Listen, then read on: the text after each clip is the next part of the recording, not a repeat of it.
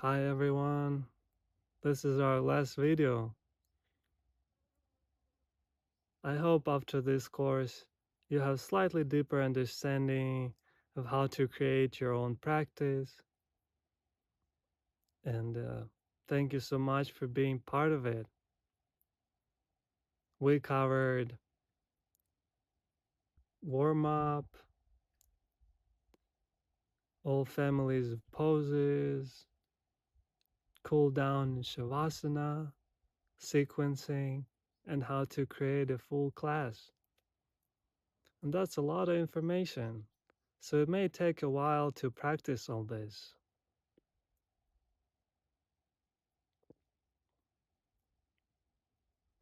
It's been a pleasure to practice with you all this time.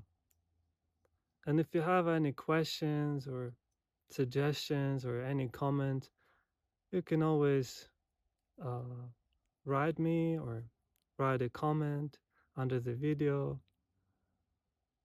Feel free to reach out. I'm always available. Thank you so much. Namaste.